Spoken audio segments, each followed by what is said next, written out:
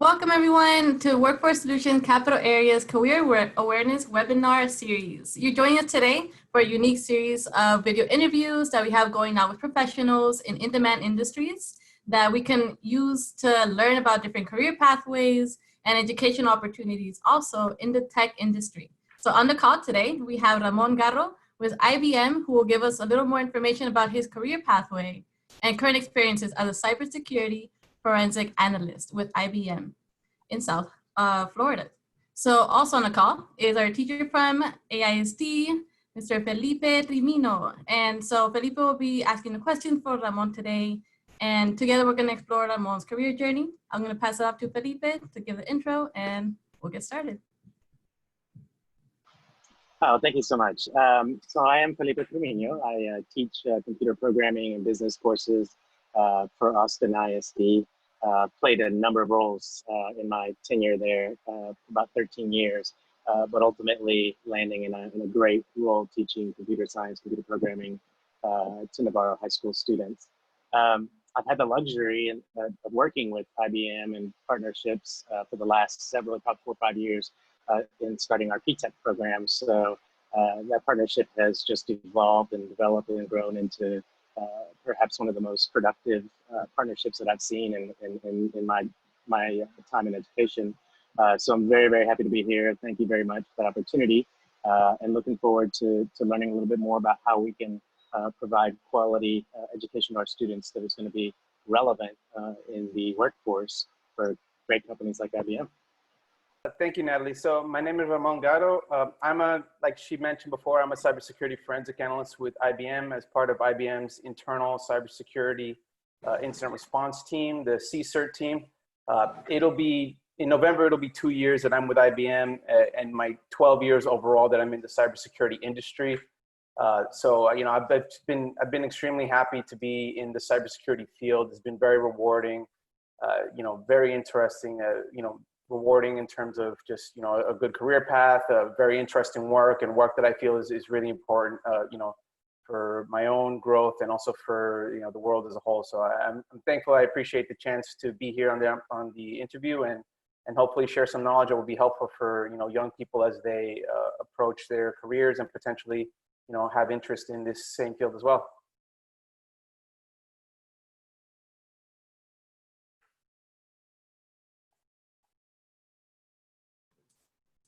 Sorry, we can go ahead and start shooting the questions away, Felipe. Great, Ramon. Thank you. And it's a pleasure to meet you via this Zoom call. Thanks for being here. I wanted to ask some broad and general questions about the company, and then hopefully dive into some of the specifics about what kinds of things our students can learn while preparing for the job force. But IBM is a very large company. You guys have been around for quite some time, and I know there have been some sort of big changes throughout the years, and in a really good place now. But could you give me just a brief description of what IBM is to you? What's your company? Yeah, definitely.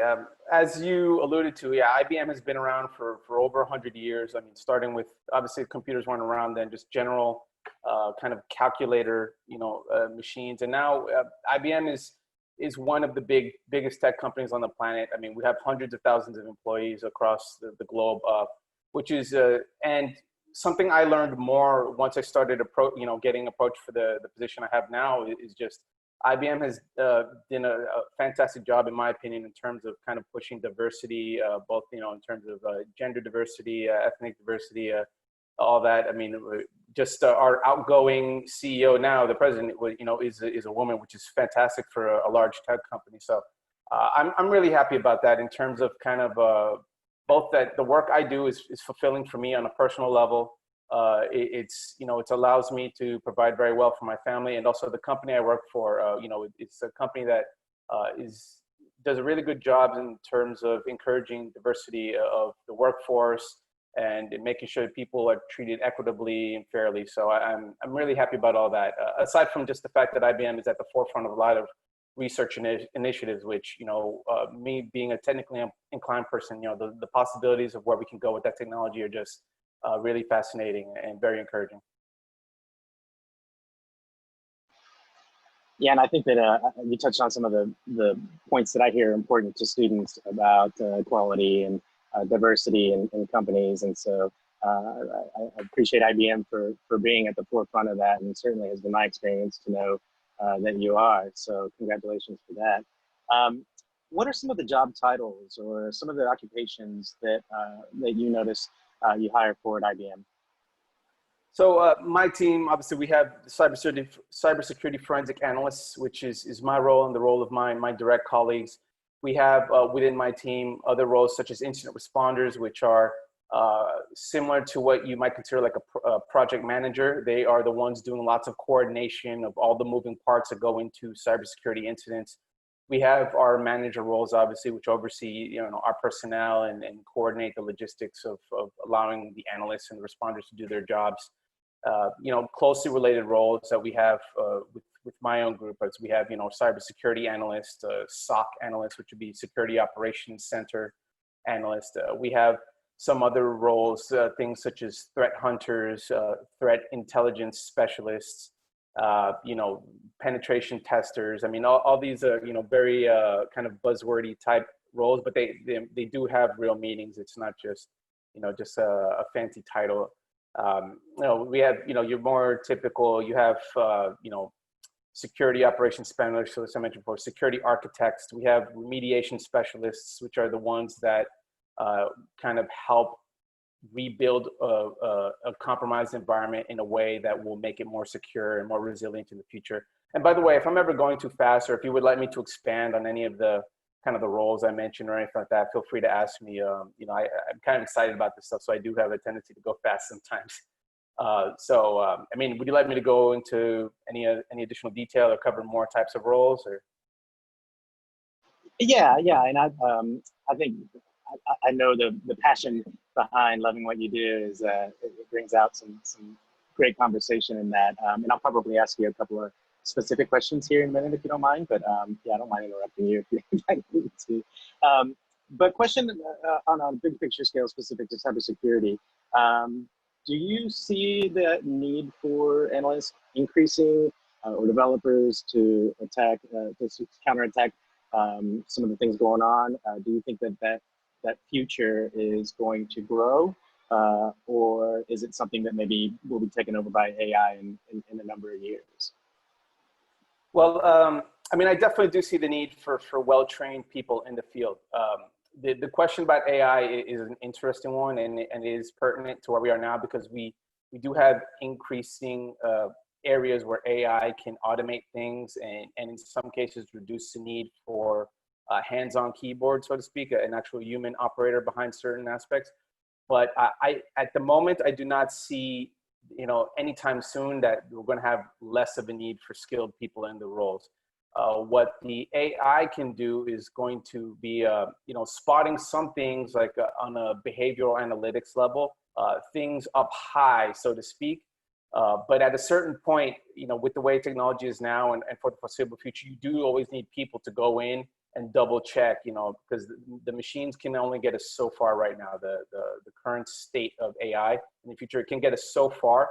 But you will at some point need, a skilled operator that knows an environment, that knows the technology, that knows kind of a human behavior, attacker behavior, so to speak, to go out and separate between, to get past what pre-programmed algorithms can get you.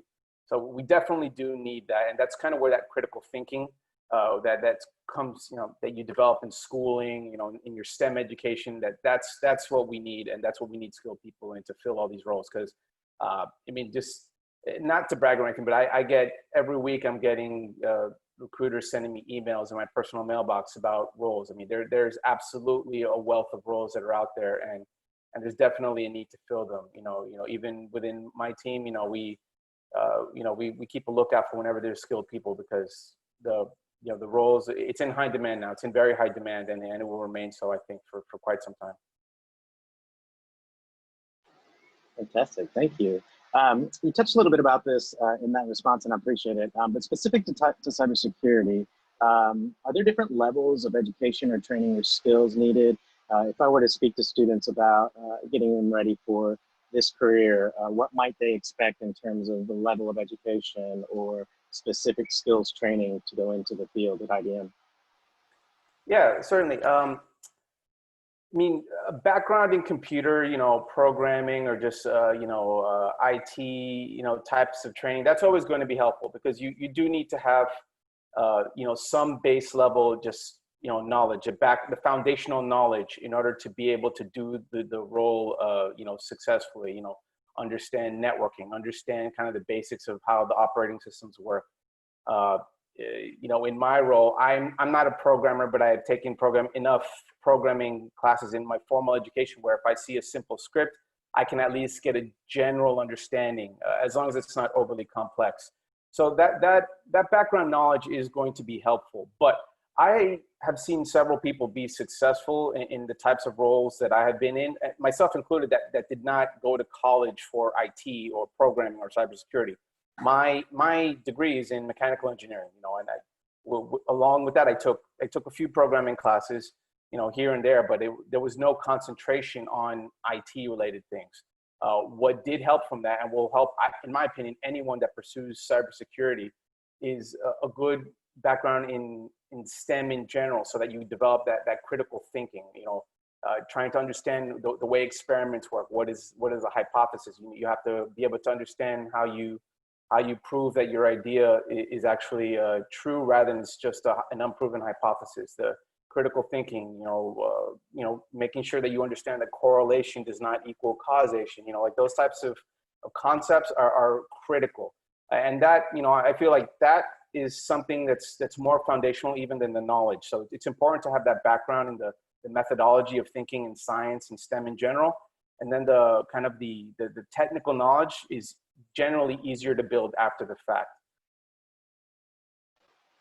That's great, and it ties in exactly where I was going with the next question.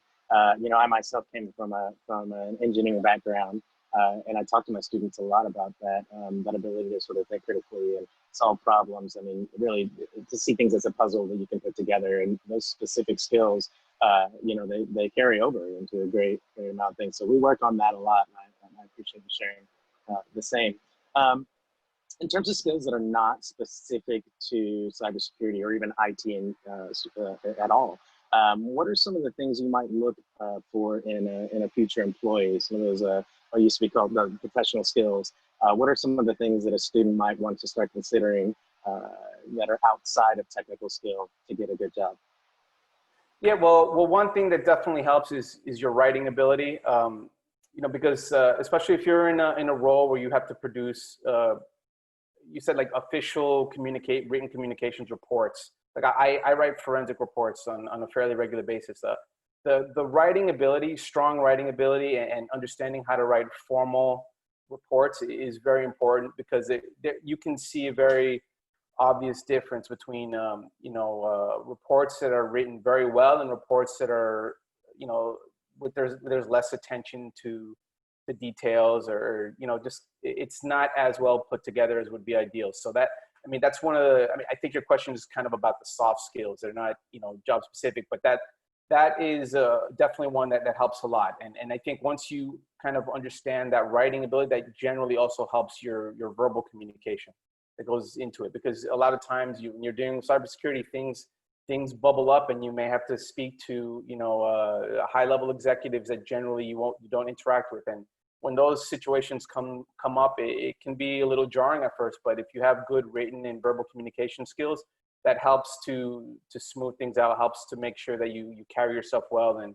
produce the value that your organization is looking for. And I got a lot of that myself, just from the fact that I have that STEM background, the engineering, writing my engineering reports when I was in college. I find the reports I write now are similar in nature and writing to what I used to write when I was in school. So that was of huge value to me.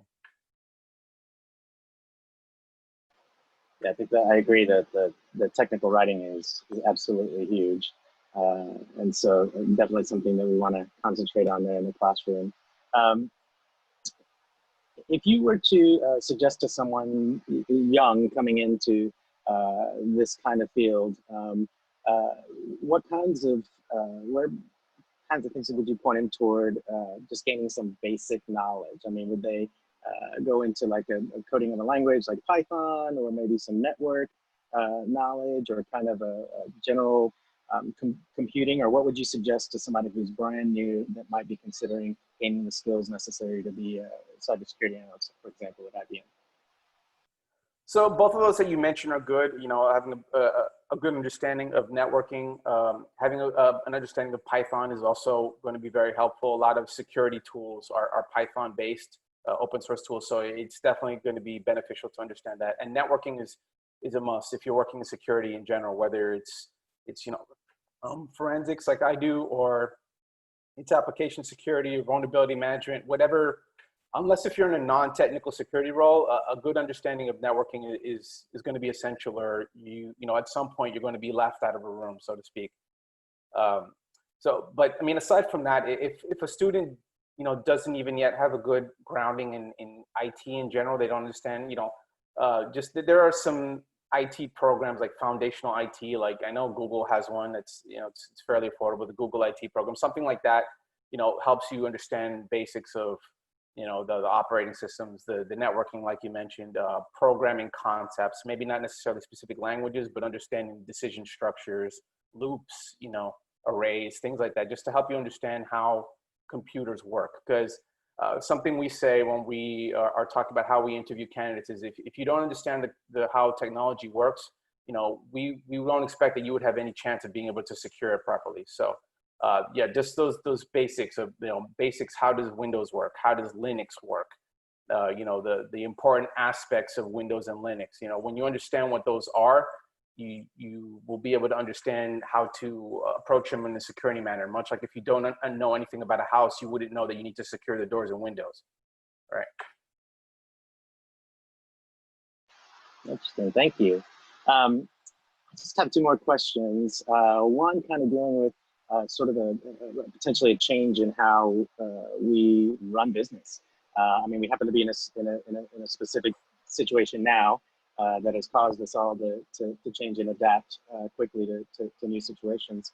But one of the things that we notice, and I get asked a lot by students, is whether there is a trend already within the business for folks to have more flexibility in their work schedule, whether it be you know, kind of like an asynchronous work schedule or working remotely, or kind of contract things so that it's not just a regular old-fashioned kind of 9-to-5 sort of deal in a cubicle, right?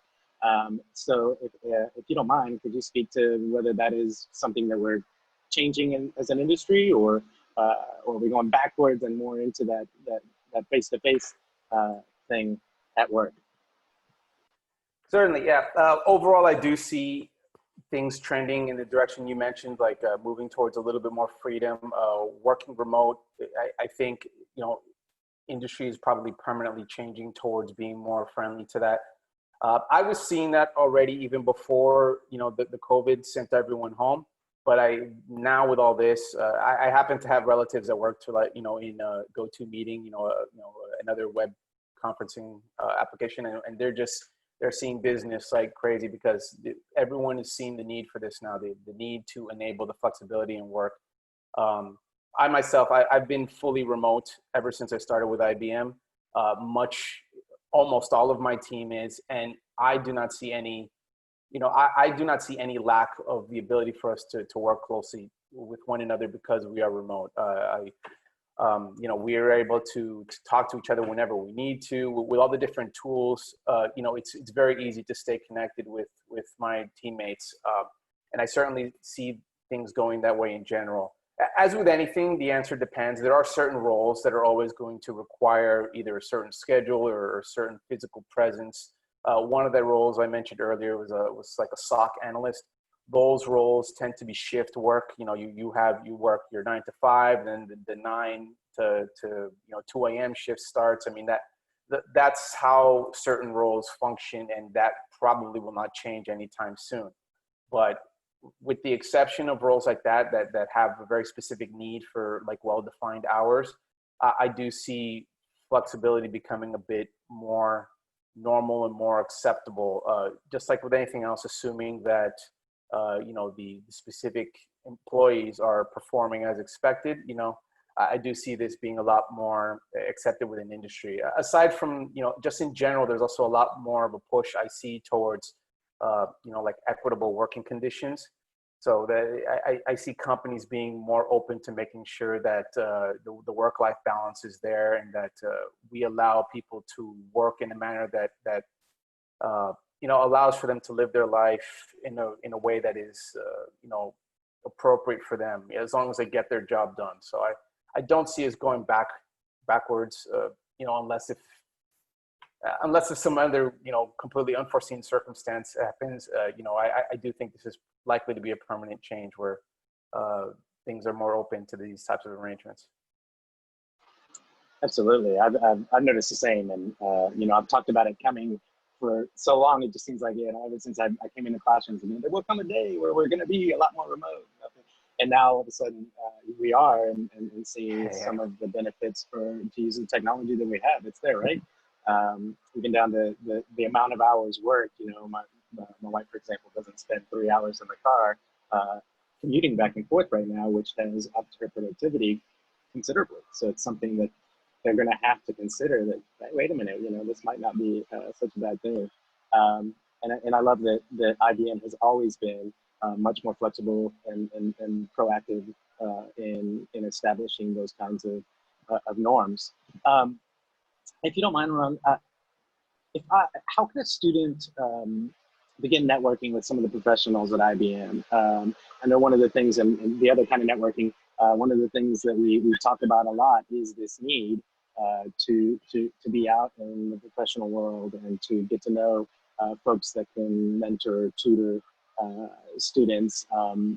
Would you have any suggestions or ideas how a student might go about networking with professionals? Sure. I mean, I know you're affiliated with the PTech program, and that's something IBM specifically does with high schools and I think early college as well. So, I mean, those types of programs are obviously going to be good to help as far as establishing some networking contacts. Speaking for IBM specifically, IBM also has their own internship program where, a lot of times early college students can apply for that. And we had last summer, we had a group of, I think 3 interns that worked with CSERT specifically, and there were more interns that worked with my division as a whole. We have some interns right now. I haven't worked with them yet, but they just started like a week or 2 ago. So I mean, they may come down the line. So a lot of the bigger tech companies do have their internship programs. With other companies I've worked with in the past, a lot of times they have internship programs as well, where you can start. And not always, but frequently, interns do get job offers coming out of those internships. Or if anything else, at least they do have, real work experience working at a recognizable company name that, can go on their resume afterwards. So, I mean, that's really good. I mean, and there's also, there's things like, meetups, which now obviously are going to be virtual for the time being, but, meetups and lots of professional groups people can join. Like I'm in one called the Techeria, which is it's like a group for people in kind of STEM fields, like Latinx people or so, which has been pretty interesting because I kind of started with some mentorships, doing some mentoring there and some other types of roles. So opportunities like that are going to be good. And obviously, I'm quite happy about encouraging IBM people to look into, but all the big tech companies have their own internship programs. So, I mean, any of those are probably going to be fantastic first steps for any, young students that are looking to kind of break into the industry or develop some networking contacts. So, I mean, really what it's going to require is some drive, go out there and look to see what kind of community outreach or internship type programs some of the well-known companies have, or local companies too. If there's something nearby, call them. Just call the front desk and ask if they have any kind of internship programs. It may not be advertised, as well easily, but maybe you can find out just by calling if there's something nearby.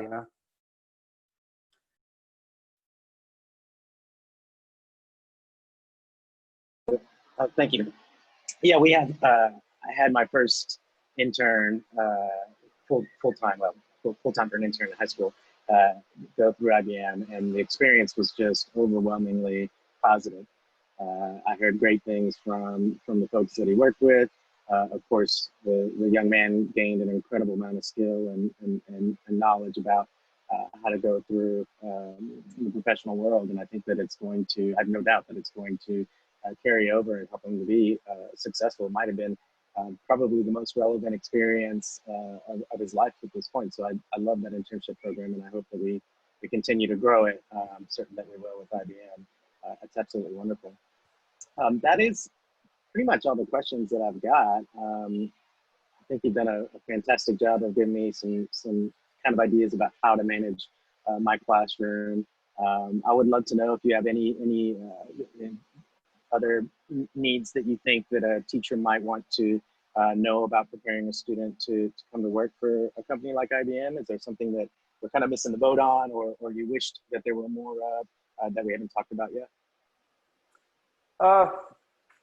No, I mean, I think we covered a lot of stuff. I mean, probably one of the things I find the most important is, yeah, just making sure that strong thinking ability in terms of critical thinking is going to be helpful. Even if you decide tech isn't for you and you go some other direction, management or something, that critical thinking is something that a lot of times there's not a specific class for in high school or college, but that, I mean, it's a part of a lot of science classes, a part of a lot of engineering classes, but emphasis on that is always going to be helpful no matter what direction someone chooses to go. And the other part is just putting a strong emphasis, I think, on making sure students know that personal learning is going to be highly valuable. If you think you have an interest in cybersecurity, or programming, look up. There's going to be published, capture the flag exercises that someone can do. There's going to be published hacking exercises. There's going to be published compromise systems where you can practice doing a forensic analysis, and then there's an answer guide usually on those sites. I mean, obviously make sure you're careful on what you download, but there's a lot of personal learning experience that is going to be perhaps outside of what you might get in your college class or your high school class, that just being able to list that and speak to that on a resume or an interview is going to be helpful, because it would show me that this person has enough interest that they're doing stuff outside of the school they already paid for. It's something that they're doing on their own, and it's giving them an example of some practice work that one of my own team members would do. If they were working to show up their skills, you might be doing something very similar to that. So especially when someone's very early in their career or they have zero experience, that's going to be really good, because for the most part, everyone goes to school, but not everyone is going to go out on their own and do personal learning where they're spending a few hours a week at least doing a capture the flag exercise or something like that. So that little extra bit will build real world knowledge and set yourself apart in terms of showing that you have drive to teach yourself, because that is something I emphasize to people I interview in my own team. Is like, if I do not build my skill set, either because I'm learning as I go or I'm watching webinars or training, my skill set is going to be pretty out of date in definitely 5 years, but even in 2 years, a lot of stuff is going to be out of date. So if it's important for seasoned professionals, it's even more important for people that are just entering the career, to show you have that drive and the ability to pick up skills, because I'm going to require that for anyone that's on my team, right? So the new people need to have it as well. Sure, thank you. And it could be fun too, right? Like those capture the flag games are, those were fascinating to me when I first got on and realized that the teams of people who were devoting their free time to this, and it just becomes something fun that does allow for some critical thinking and problem solving, kind of preps the students for that kind of thing. So, so thank you for confirming that. I think that's all the questions that I have for now, but I really appreciate all of the knowledge and sharing your time as well. You're welcome. Thank you. All right, so I'm just going to give a closing statement. I really appreciated your time today, Ramon and Felipe. I really hope that y'all got something out of this, and I know that the students watching this and job seekers going forward will definitely appreciate this time that we had together to talk about your job, Ramon. So really just that kind of sums it up. I really appreciate y'all, and please stay safe. We're going to go ahead and air this on our YouTube channel and also like on our career exploration page. So once that comes out, I'll let y'all know. But for now, just stay safe and healthy, y'all. Okay? All right. Thank you. And Ramon, thank you very much. Thank you. Bye.